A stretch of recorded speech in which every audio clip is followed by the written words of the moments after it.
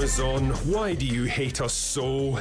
I mean, I know people often make jokes about movie reviewers like myself having to suffer through bad content so that they don't have to, but Rings of Power Season 2 is one of the rare cases where I actually began to feel it. To put this into some kind of perspective, I once climbed the highest mountain in the UK on a boiling hot day with an absolutely stinking hangover every step of the way, and that experience was less of a slog than getting through 3 episodes of this show in time for open bar. It was, to put it bluntly, one of the most miserable and depressingly tedious media experiences of my entire career that somehow found new and creative ways to defecate on Tolkien's legacy and prove once again that modern culture is an absolute blight on humanity. From the cringe-inducing dialogue straining for grandiose pomposity and peppered with so many tortured metaphors that the writer should be arrested for crimes against literature, to the idiotic character choices and a ridiculously convoluted plot held together by so many conveniences and shortcuts that it makes J.J. Abrams look like Christopher Nolan, to the overwrought performances by a cast of effeminate Gen Z pussies that ticks almost every diversity box except acting ability, to the ham-fisted direction and oversaturated cinematography that's so dark you literally can't see what the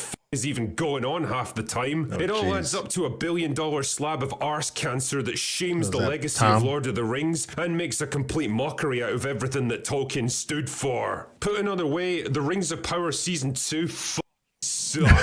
Now, I'm going to do my best to summarize whatever passes for a plot here, but in the interests of my own sanity, I'm going to speedrun this shit, because the less time I have to spend talking about Rings of Power, the better. Anyway, allow me to give you the meat and give it to you raw. The show gets off to the worst possible start by devoting a good 20 minutes to an extended flashback sequence explaining how Sauron got betrayed by his own lieutenant and eventually got reborn as Halbrand before running into Galadriel. Not a great plan.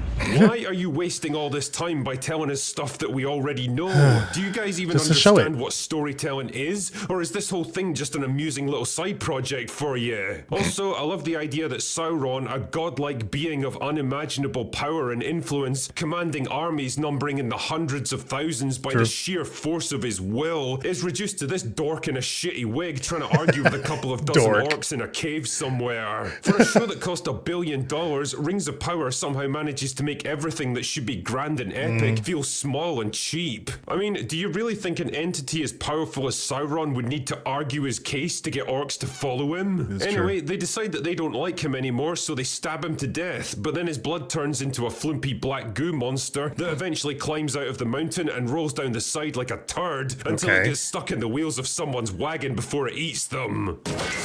Alright. This is real. This is stuff which actually happens in this show. Honestly, I could probably spend an hour breaking down this opening scene alone because it perfectly encapsulates how the writers completely misunderstand almost every aspect of what Sauron is. But let's just keep moving, for God's sake. So eventually we get back to the present day, where Sauron allows himself to get captured in Mordor and brought before Adar, who for some reason doesn't recognize him or sense his power, and manages to convince the guy to release him by using the following gambits. Sauron is alive again, and I know you want him dead, even though I totally shouldn't know that because you betrayed him hundreds of years before I should have been born, but don't think about that too much. I don't actually know where he is or what he looks like now, but the important thing is that he's totally not me, and if you let me go, then I can go to the elves and maybe find out where he is and then report back to you so that you can march your not particularly strong armies halfway across Middle-earth to the most heavily defended stronghold in the entire world and possibly take him out. And I'll totally do all of that and not just disappear and never come back. Trust me, bro. And the amazing thing is, it actually works. So he teleports over to Celebrimbor and says that it's ringing time, buddy. And even though Celebrimbor has been specifically warned never to deal with him again, Sauron transforms into a fire demon angel thing and he's like, don't worry, man, I've been sent from heaven to help you out. Trust me, bro. So Celebrimbor's like, sure, okay, I'm convinced.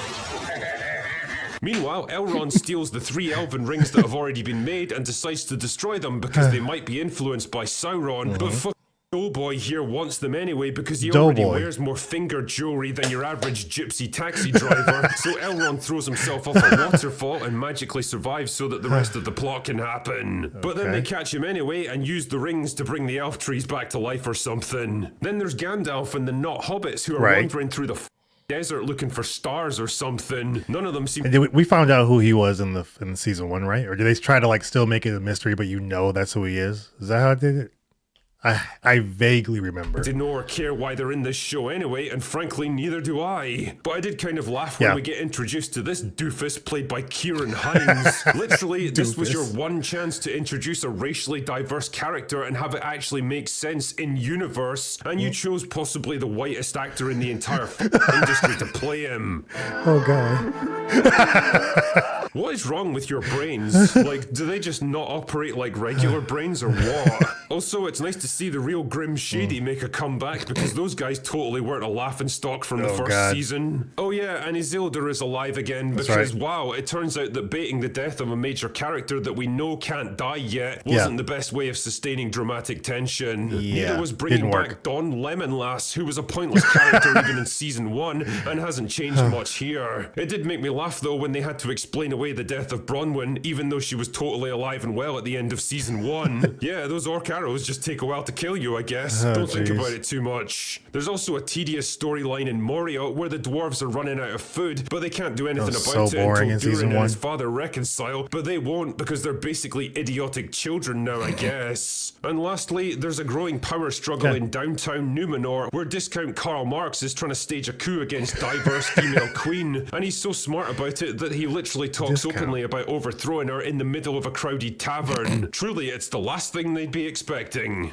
You know, one of the big questions going into season 2 was, would they have learned any lessons from the nuclear level backlash they took in season 1? Do you think we should hire better writers, better directors, and better lore experts? Should we tone down the girl bosses and the weird Sauron Galadriel romance angle and the forced diversity and the clumsy political allegories? Nah, it'll be fine. Everything that was bad in season 1 is somehow even worse here. There's all the usual tropes like the girl bosses who fight and strategize right alongside the men as if that's normal procedure. The modern metropolitan diversity projected hilariously onto northern European medieval cultures that totally don't support it, but bizarrely absent from the Middle Eastern cultures where it would actually make sense. The cheap looking sets and the actors who look like they're allergic to testosterone, but that's just what we expect from modern Hollywood. The dialogue is so clumsy and long-winded and pompous, so blatantly trying to replicate the epic tone of the books that it actually had me gritting my teeth. Even Ian McKellen couldn't make verbal diarrhea like this sound good,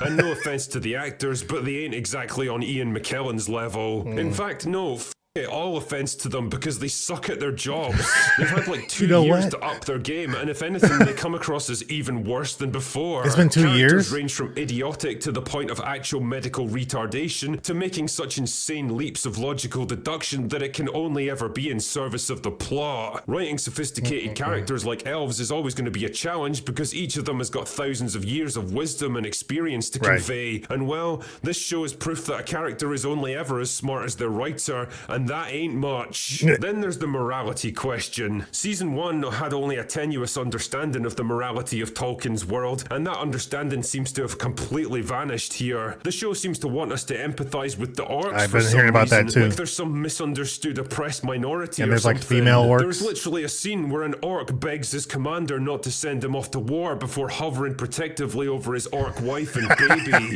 That is horrific. You still would though, wouldn't you?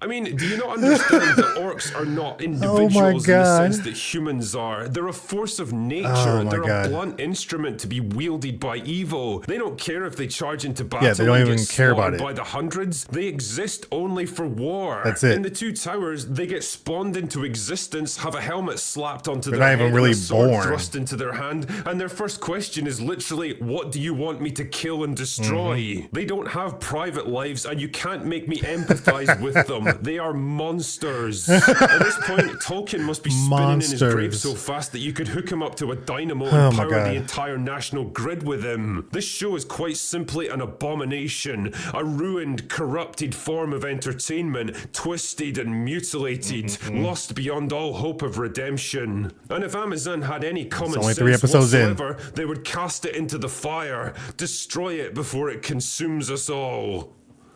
Anyway, that's all I've got for today, Go away now! That's the one thing I've heard about the series so far, and right now I refuse to watch it. I don't want to put viewing numbers towards what they're doing right now to think that it's actually good. And if I do watch it, it might be by other means. I don't know. I want to do my part and let them know what you're doing is not good. I watched season 1. I did finish that, and that was a little bit of a chore to get through, a little bit of a bore.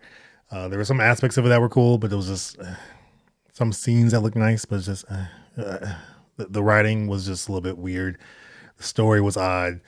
You could tell they were trying to do some things differently than what you're used to. Not that I've read books, but I've read enough things to know kind of like what Tolkien was trying to do here. And the first thing I heard about was the orcs, how they're trying to portray the orcs in this series, season 2. They're trying to have you connect to them in a different way. They're trying to humanize the orcs, which I thought made no sense. And I thought orcs were always just dudes. Like it was just like male orcs.